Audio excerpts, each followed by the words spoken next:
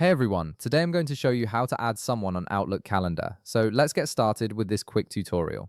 First, open your web browser and head over to outlook.cloud.microsoft. Once you're on the page, you'll need to log in using your Microsoft account credentials. This ensures you have access to all your emails and calendar features, and it only takes a moment to get everything loaded up.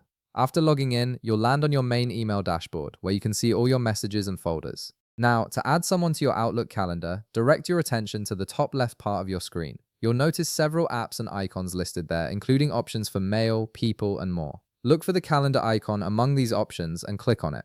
This will take you directly to your calendar view where you can manage all your appointments, meetings, and share access with others. Once your calendar menu has opened, you'll see your schedule displayed along with various calendar management options. To add someone and share your calendar with them, start by hovering your cursor over the calendar name located on the bottom left part of your calendar menu. When you hover over it, you'll notice a three-dot icon appears next to the calendar name. Go ahead and click on this three-dot icon, and a context menu will appear with several options for managing your calendar. From the context menu that appears, click on Sharing and Permissions. This option is specifically designed to help you control who can view or edit your calendar, making collaboration much easier. After clicking, a Sharing and Permissions window will pop up on your screen. In the field provided at the top of this window, simply type in the email address of the person you wish to share your calendar with.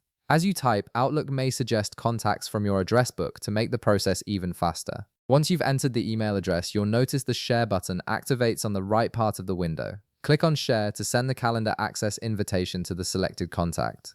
This person will now receive a notification and will be able to view your calendar based on the permissions you've set, which is perfect for coordinating meetings, planning events together, or keeping team members informed of your availability. And that's it. You've successfully added someone to your Outlook calendar and shared access with them. If this video helped you out, be sure to leave a like, subscribe, and I'll see you in the next one.